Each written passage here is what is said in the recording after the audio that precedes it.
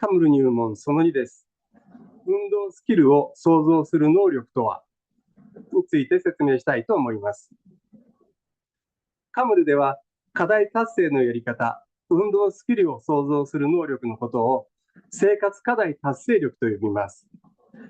人の運動システムには必要な運動課題を自律的に達成しようとする特徴があります。例えば、お腹が減ると自然に足が飲食店の方に向いたりですね、それまで興味のなかった飲食店の看板に、自然に目が行くようになったりしますよね。それから危険が迫った時も意識の方はあっけん取られてても体の方はもう逃げる準備をしてたりします。そんな風に必要な運動課題を自律的に達成しようとする特徴があって、これを実行しているのが生活課題達成力という形になります。人にとって必要な生活課題を達成することこそが運動システムの目標あるいは任務であるということが言えます。したがってリハビリの目標も患者さんに必要なあるいは達成可能な生活課題達成力を改善することになります。生活課題達成力は運動リソース、予期的運動認知、運動スキルの3つの能力からなります。運動リソースは運動を構成するための資源になります。運動リソースは身体リソースと環境リソースの2種類に分類されます。身体リソースというのは身体そのものや身体の持つ性質能力、例えば筋力、柔軟性、持久力、感覚などになります。環境リソースは環境内の利用可能なもの、道具とかですね、大地とか道路とかですね、や環境の性質、例えば明るさや温度、重力などがあります。それに動物や他人なども環境リソースになります。要するに自分の身体リソース以外は全て環境リソースという形になります。そして身体リソースが豊富だと利用可能な環境リソースも豊富になります。例えば健常者であれば自転車を操作できますし、車椅子も操作できるし、電動車椅子も操作できます。でも体が不自由になると自転車は難しいし、普通の車椅子も難しくて、電動車椅子だけが利用可能になったりする。要するに身体リソースが貧弱になると利用可能な環境リソースもかなり制限されるという形になります。予期的運動認知は運動リソースの意味や価値を予期的に理解して運動スキルを生み出し修正しながら課題実行に導く能力と言えます。これが事実上運動スキルを生み出す能力とも言えます。例えば具体的に説明しますね。この溝が渡れますかという課題を出しています。もし溝の幅が50センチ程度であれば、多くの人が渡れるよというふうに言うと思います。でも中にはいつもだったら渡るんだけど今日は無理ねっていう人もいます。どうしてって聞くと、今日はタイトスカートだからとかハイヒールだからというふうに答えられて します。ということは予期的に運動結果が分かるという側面があるんですね。運動認知はね、予期的に達成するべき課題の運動結果が分かる。で、もしこの溝の幅が1メートルちょっとぐらいになってくると、できますかって聞くと、またげるよ、簡単にまたげるよっていう人もいるし、後ろに下がって助走をつけたら渡れるっていう人もいると思います。ということは、その場でまたげるよとか、助走をつければ渡れるというのは、予期的にですね、課題達成の方法を導いてるんですね。運動認知はそんなことも分かってくる。ね。それで、次の人にですね、目隠しをしています。目隠しをして渡れますかと聞くと、渡れるよって言うんでやってもらうと、渡るのは渡ったんだけど、その場で転倒してしまったわけですね。そうすると、うまくいきませんでしたねって言うと、その人が、次はうまくいきますよというわけですね。で、実際にやってもらうと、きちんと渡って、重心を低くして、両手を広げてバランスをとって、うまく渡ることができた。となればですね、結果で修正されて、運動スキル学習を可能にするという側面もあるわけですね。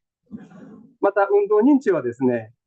酔っ払った人に渡れますかって言うと、いつも渡ってるから渡れるよ、大丈夫だよって言って、渡ってみると、実際には溝に寄ってしまったなんてこともあります。つまり、一時的に不適切になることもあるわけですね。例えば今のように酔っ払ったりとか、発熱したりとか、それから2日間連続で徹夜してゲームした後なんかですね、もう体がフラフラになっている。そんな時には、やっぱり予期的運動認知と実際の身体能力の間には、やっぱり、乖離が起きてしまっているという形になります。予期的運動認知は、過去の知識や運動経験の学習からなります。常に動き続けることで適切にアップデートされます。このことが大事ですね。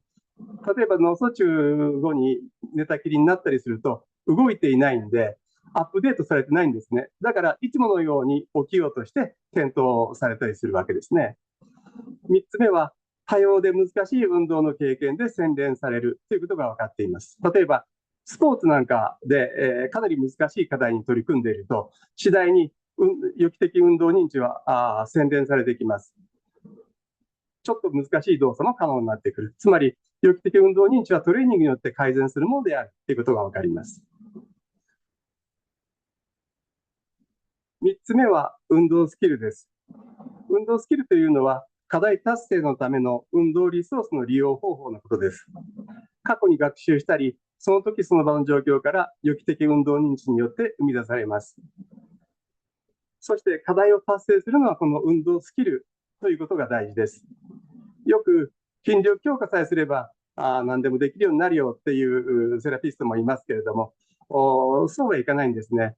筋力とか柔軟性などは資源に過ぎないんです。例えてみると、鉄鉱石なんかがそうなんですけども、鉄鉱石はそのまんまではですね、重しになるぐらいしか使い道がありませんよね。でも、精錬するという知識と技術があれば、鉄にしていろんなものに使うことができるわけです。運動スキルというのはそういう知識と技術にあたるわけですね。筋力などの資源をどう使うかという運動スキルが課題達成の鍵であるという形になります。この視点から障害を持つということを考えてみると、1、病気や怪我で身体リソースの低下や消失が起きる。そうすると、利用できる環境リソースも減少消失する。そうすると、動きが低下、減少して、予期的運動認知も不適切になるわけですね。そうすると、運動スキルも低下消失、必要な生活課題達成力が低下するという形になります。これが障害だということですね。リハビリの目的は生活課題達成力の改善であるということを最初に述べましたけども、従来のリハビリはですね、主に一番の運動リソースの豊富化を主にやってきたんですね。身体リソース、環境リソースなどの改善、豊富化。身体リソースは筋力や柔軟性を改善して、環境リソースは杖や補装具などをですね、利用できるリソースを豊富化してきたわけですね。カムの場合はそれに加えて、予期的運動認知の適切化、洗練化ということを行います。予期的運動認知は先ほど言いましたように、洗練化することができます。そうすると運動スキルの多彩化、柔軟化、洗練化が起きてくるという形になります。まとめですけども、従来のリハビリは運動リソースの豊富が中心だった。でもカムルでは従来通り改善可能な運動リソースはできるだけ豊富化するに加えて、さまざまな運動課題、実施条件を設定して実施することによって、予期的運動認知をアップデート、洗練化する。それから運動スキルを柔軟で多彩に生み出す。運動スキル学習によって洗練化することができるということですね。従来のアプローチに比べて、患者さんの生活課題達成力をより改善する可能性があります。カムルはですね。はい、今回の講義はこれでおしまいです。次回の動画はカムル入門その3、因果関係は難しいのだということについて、説明したいと思います。それでは、さよなら。